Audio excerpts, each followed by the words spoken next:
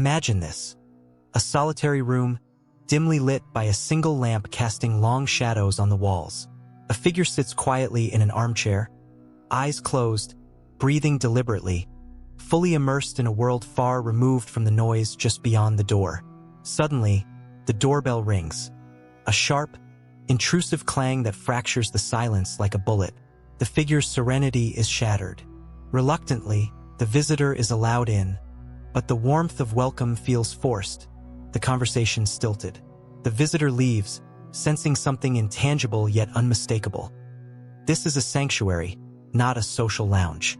Why do many highly intelligent individuals create such invisible boundaries, resisting the spontaneous visits, the uninvited disturbances? Why does the sharpest intellect often coincide with a guarded solitude, a preference for the quiet fortress over the clamor of human presence? Carl Jung, the father of analytical psychology, offers a crucial insight. He once described the mind of the introspective individual as a vast and complex inner world, a psyche as rich and deep as an ocean, but perilously delicate. Visitors, especially unannounced ones, are not merely interruptions. They are intrusions, potential disruptors of a fragile ecosystem of thought, reflection, and inner equilibrium. Jung believed that highly intelligent people often possess an innate sensitivity, a heightened awareness of the nuances in human energy and intention. Their minds are constantly active, engaged in subtle internal dialogues, complex symbol interpretation, and a search for meaning that can be interrupted only at great personal cost. The quiet of solitude is not loneliness but a sacred space for psychological integration, a place where the psyche can process the shadow aspects of the self, those hidden, often painful truths that require solitude to face. This paradox, intellectually vibrant minds craving isolation, may seem counterintuitive. After all, intelligence is often associated with social success, eloquence, and engagement. Yet, the opposite can be true. The more deeply one thinks, the more one understands the immense cost of casual human interaction. Visitors bring unpredictability. Their presence demands social currency. Small talk, emotional labor, the wearing of masks, which can exhaust the finely tuned mental apparatus of the intelligent. Friedrich Nietzsche encapsulated this tension in his assertion: "Invisible threads are the strongest ties." For intelligent individuals, these threads are woven from introspection and internal coherence, threads easily snapped by the intrusion of external demands. The visitor, however well-meaning, risks tearing at these fragile connections. Moreover, the intelligent mind's awareness of existential solitude, what Jean-Paul Sartre called being for itself, the isolated consciousness confronting an absurd world, adds a philosophical dimension to this preference for solitude. Visitors can unwittingly disturb the delicate balance of existential reflection, forcing an external narrative where an internal one was carefully unfolding. Yet, the question remains urgent and unsettling. Does this aversion to visitors hint at a deeper social disconnect, a form of self-imposed exile? Or is it a necessary refuge, a psychological strategy for survival in a world that rarely respects the interior complexity of the human mind? In answering this, one must consider the emotional cost of social interaction for the intelligent. To receive visitors is to perform, to engage in social rituals that often feel superficial or meaningless. The intelligent, burdened by a constant inner questioning of reality, can find such rituals draining. Aldous Huxley's poignant observation resonates here. The secret of genius is to carry the spirit of the child into old age, which means never losing your enthusiasm. As the doorbell rings again in that solitary room, the figure's hesitation reveals more than mere preference. It reflects a profound psychological economy where energy is conserved for internal exploration rather than external performance. This tension between the inward and outward, between thought and social engagement, sets the stage for a profound understanding of why intelligent people don't like receiving visitors. It is not just shyness or antisocial tendencies. It is a complex interplay of psychological depth, existential awareness, and a fierce guardianship over one's inner sanctuary. The doorbell's echo fades, but its impact lingers. That small, sharp sound exposed an invisible fault line between the inner world of thought and the outer world of human interaction, a boundary that intelligent minds vigilantly guard. What is it about social visits that drains so profoundly?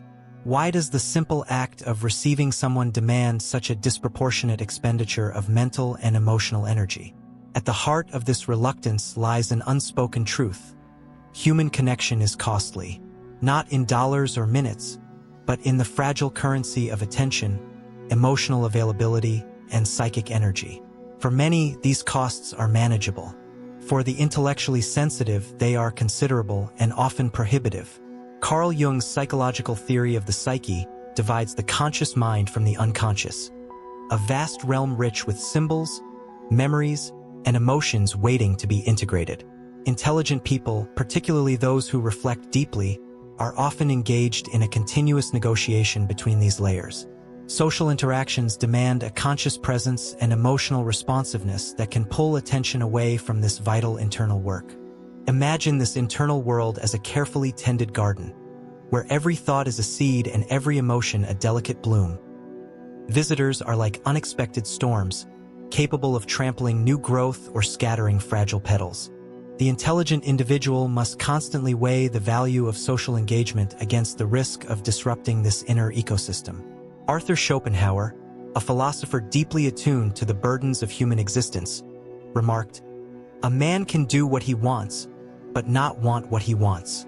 For the intelligent, social interaction often falls into this realm of paradoxical unwillingness, a necessity that the will resists. They want solitude but live in a world that demands connection.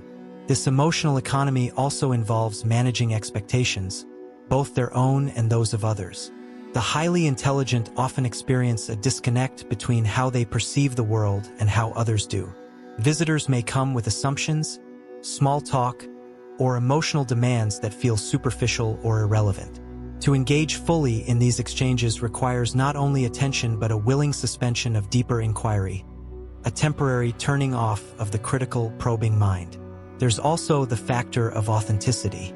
Viktor Frankl, in his profound psychological reflections on meaning and existence, emphasized the importance of being true to oneself as a pathway to meaning. The intelligent mind often craves meaningful interaction, dialogues that stimulate thought, challenge perspectives, or foster deep connection. Casual visits, however, rarely meet these criteria. The mismatch breeds frustration, leaving the intelligent feeling both misunderstood and emotionally depleted. Jean-Paul Sartre described the look of the other as a kind of imprisonment, where the presence of others threatens one's autonomy and authenticity. For those who prize their inner freedom, visitors represent an external gaze that can distort or disrupt self-perception. The intelligent mind, aware of this existential gaze, erects boundaries not out of disdain but as a defense. Social norms expect hospitality and warmth, and rejecting visitors outright can seem rude or alienating. But the intelligent often live with a heightened sense of social dissonance. Their refusal to welcome visitors easily is not a failure of kindness but a necessary preservation of self. Aldous Huxley's words echo again. Most human beings have an almost infinite capacity for taking things for granted. The intelligent, conversely, cannot afford this. They must guard what many overlook. This careful regulation of social interaction is also about energy management. Cognitive science tells us that mental energy is finite, and social engagement can be mentally taxing, especially for those with heightened sensory or emotional sensitivity. The social battery of intelligent individuals often drains faster, necessitating longer periods of recharge. Isolation, then, is not loneliness. It is a conscious strategy, a vital space where the intelligent mind can process, create, and reflect without external interruption. It is a rare form of freedom, a psychological sanctuary where the cacophony of everyday demands fades into silence. Yet, this need for solitude is double-edged. The more one withdraws, the greater the risk of alienation. The visitor's knock may be unwelcome, but it is also a reminder of the world outside, a world that offers both challenge and connection, danger and growth. In this dance between solitude and sociality, the intelligent tread a fine line, balancing the preservation of inner life against the need to engage meaningfully with others. This balancing act shapes not only their relationship with visitors but their very experience of being in the world. The solitary figure in that dimly lit room does not merely avoid visitors out of preference or social discomfort.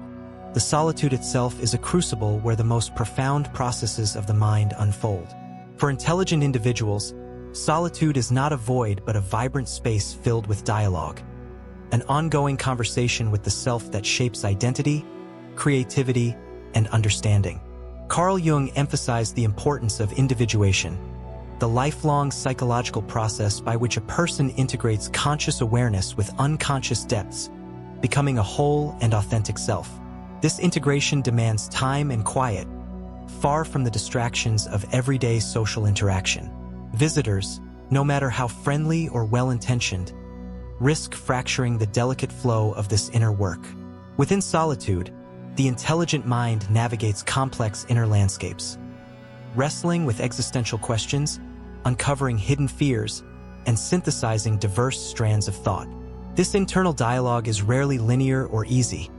It requires intense focus, self-honesty, and emotional courage. The visitor's arrival, abrupt and external, can shatter this fragile concentration, leaving the thinker disoriented or drained. Nietzsche captured the paradox of the thinker's solitude. Invisible threads are the strongest ties. These threads are the silent conversations, the unconscious symbols, and the deep reflections that constitute the intelligent mind's internal fabric.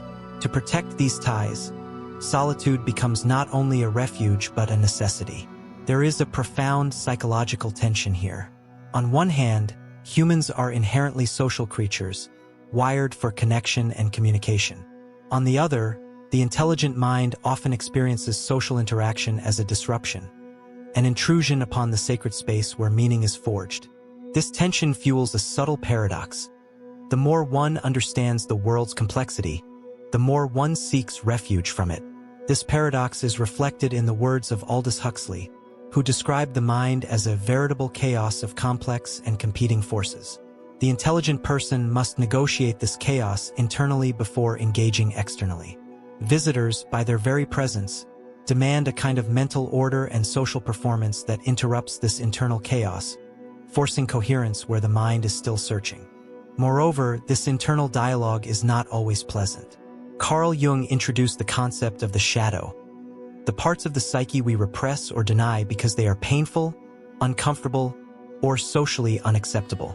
Facing the shadow requires solitude, where one can confront one's own darkness without judgment or distraction. Visitors, even kind ones, rarely provide the psychological space for this confrontation. The visitor's presence can inadvertently push the intelligent person to suppress their inner turmoil, to present a socially acceptable facade rather than engage authentically with their complexities. This dynamic is exhausting and often alienating. It is not mere shyness or introversion at play. It is a profound psychological economy where emotional authenticity is preserved only in solitude. Jean-Paul Sartre's existentialist philosophy highlights this tension. Sartre argued that hell is other people, not because people are inherently evil, but because the presence of others can objectify and limit our freedom to be ourselves. For intelligent individuals deeply aware of their own existential freedom and responsibility, visitors represent a challenge to this freedom, an external force demanding conformity. Yet, this solitude is not a rejection of humanity but a preparation for deeper engagement. Viktor Frankl, a psychiatrist who survived the horrors of the Holocaust, taught that meaning is found through responsibility and authentic existence, even amid suffering. The intelligent mind's retreat into solitude is a preparatory step, a way to gather strength and clarity before stepping back into the social arena. The invisible fortress they build around themselves is less a prison than a sanctuary, a place where the mind's vast and turbulent dialogues can unfold without interruption.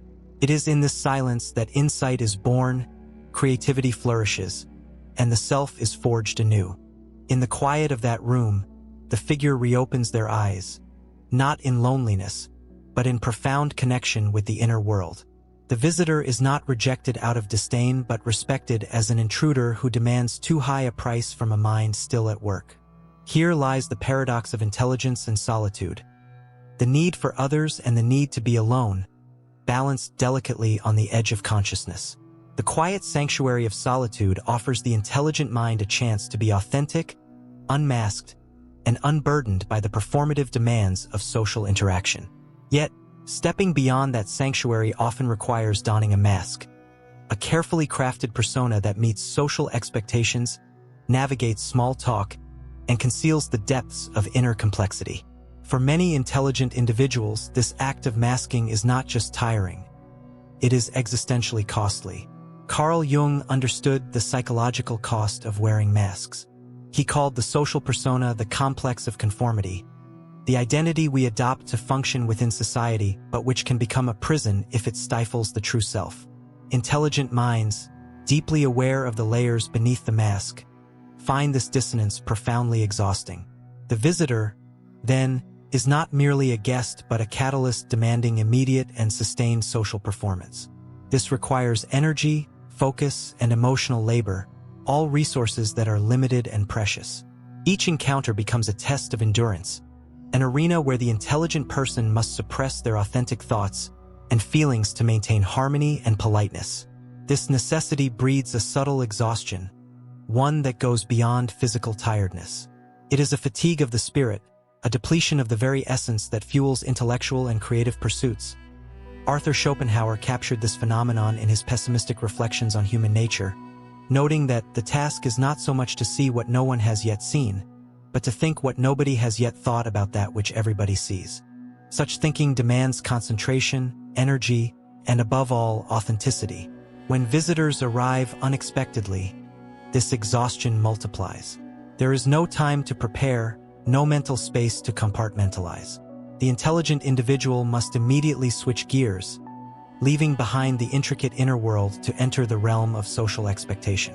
The abrupt transition can feel like a rupture, jolting the psyche out of its delicate balance. This tension explains why many intelligent people develop strong boundaries around their time and space. The refusal to receive visitors casually is not rudeness but self-preservation. It is a defense against the invisible theft of mental energy and authenticity. Friedrich Nietzsche, whose own life was marked by intense intellectual labor and social withdrawal, articulated this as a kind of spiritual discipline. He who has a why to live can bear almost any how. For the intelligent, their why is often found in solitude and reflection. Visitors, no matter how well-meaning, can threaten this why by imposing a how that drains and distracts. Moreover, the intelligent mind's craving for authenticity often clashes with the inherent superficiality of many social visits. Small talk, conventional greetings, and scripted pleasantries can feel like a shallow ocean, offering little nourishment for a mind that yearns for depth. Engaging in these rituals can seem like a betrayal of one's inner truth. Aldous Huxley warned against such superficiality, describing modern society's obsession with surface appearances and shallow connections. Most human beings have an almost infinite capacity for taking things for granted, he wrote, implying that true depth is rare and precious. For intelligent individuals, investing time in shallow interactions feels like an inauthentic surrender. This gap between authentic self and social facade creates a persistent tension, an invisible weight carried beneath every social encounter. Visitors, even those with genuine affection, inadvertently demand a concession of self that intelligent minds are reluctant to make. Yet, this tension is not absolute. The intelligent do seek connection. They crave relationships that honor their depth, challenge their ideas, and allow authentic engagement. But such relationships require intentionality, preparation, and mutual understanding, qualities rare in spontaneous visits. Jean-Paul Sartre's notion of existence precedes essence reminds us that identity is an ongoing project, shaped by choices and interactions. Intelligent people are acutely aware of this project and protective of the conditions under which it can unfold. Visitors who arrive without invitation threaten these conditions, risking not only discomfort but the fragmentation of self. Thus, the intelligent person's reluctance to receive visitors becomes a profound statement about the value of authenticity over conformity, depth over superficiality, and the preservation of mental and emotional resources in a world that often demands too much. Isolation is a paradoxical state. For the intelligent mind, It is both a sanctuary and a battleground, a place where profound growth occurs, but also where the specter of alienation looms large. The reluctance to receive visitors reflects this paradox, revealing a complex relationship with solitude, connection, and meaning. Carl Jung warned that the greatest and most important problems of life are all fundamentally insolvable. The intelligent mind wrestles daily with this insolubility, grappling with questions that have no easy answers. Who am I?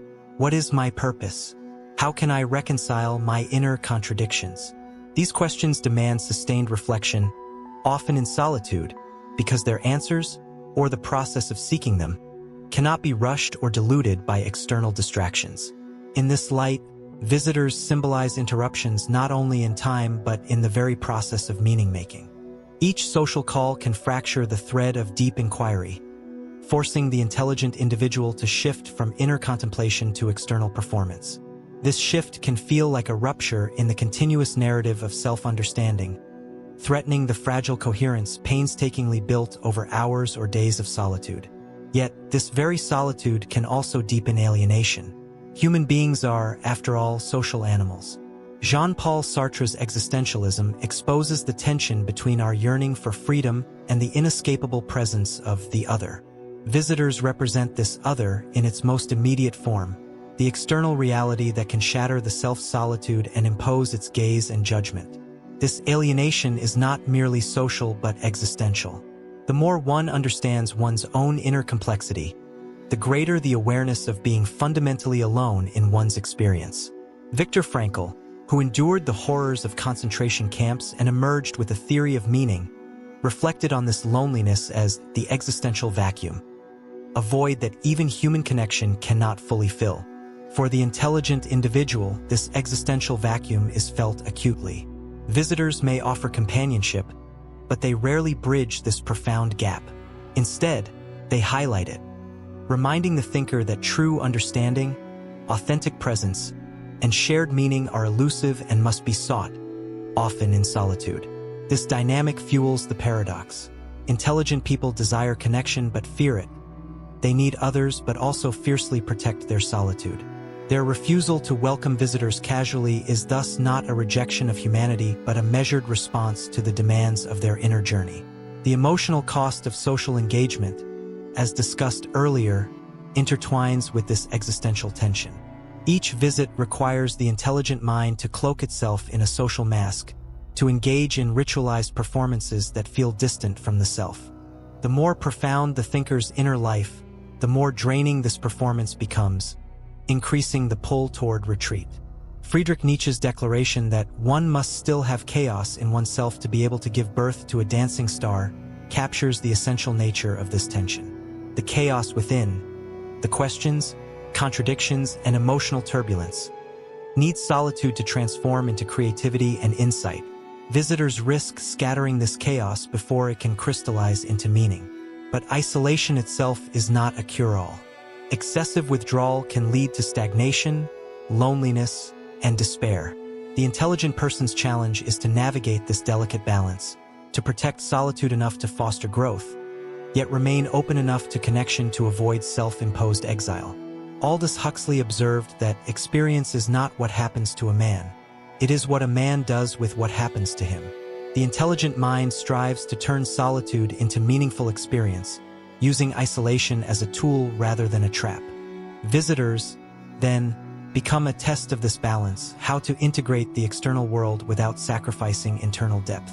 In this ongoing negotiation lies the heart of the intelligent person's relationship with visitors. A careful weighing of costs and benefits, a constant calibration between the demands of the self and the calls of the world. In the quiet sanctuary of their mind, the intelligent individual wrestles not only with solitude, but with the paradox that defines human existence itself, the tension between the need for connection and the need for separation. This paradox is not a flaw but a fundamental condition of consciousness, a dynamic force shaping how the brilliant mind navigates the world. Carl Jung's reflections on the psyche provide a compass here. He believed that the process of individuation, the path toward wholeness, requires a delicate dance between embracing the inner world and engaging with the outer.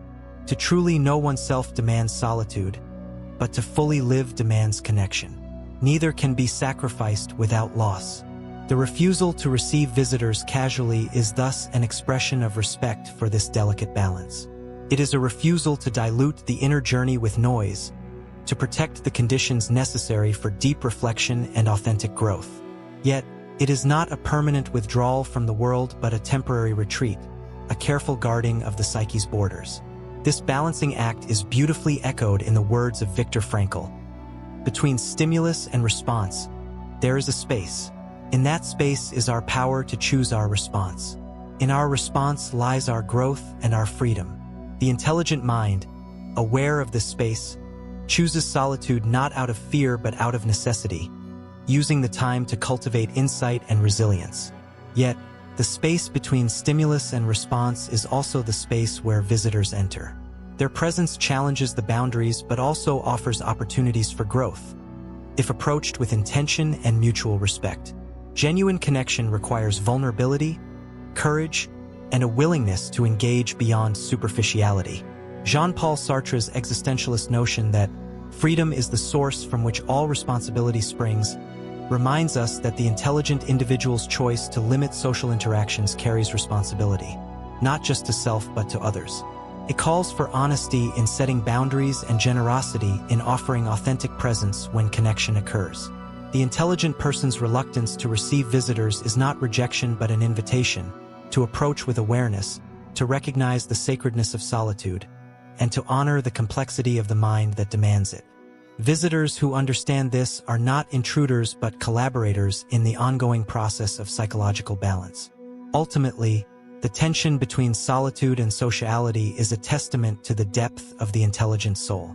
It is a sign of profound engagement with life's mysteries, a refusal to settle for superficial existence, and a commitment to authentic being. As Friedrich Nietzsche famously declared, "He who climbs upon the highest mountains laughs at all tragedies, real or imaginary." This laughter is not ignorance but a triumphant acknowledgement of life's paradoxes, of solitude and connection, intellect and emotion, self and other. The intelligent mind, like the mountain climber, stands at the summit of inner exploration, guarding its solitude with care, but always aware of the horizon beyond. Visitors may be rare, but when welcomed with intention, they become part of a richer, more vibrant tapestry. A shared journey toward meaning in a world that demands both distance and closeness. So, why don't intelligent people like receiving visitors? Because their solitude is not emptiness but fullness. A living, breathing sanctuary where thought, feeling, and being converge. And because they know that true connection arises not from chance intrusion but from deliberate, respectful engagement. A space where both minds can meet without sacrificing the precious balance of inner life.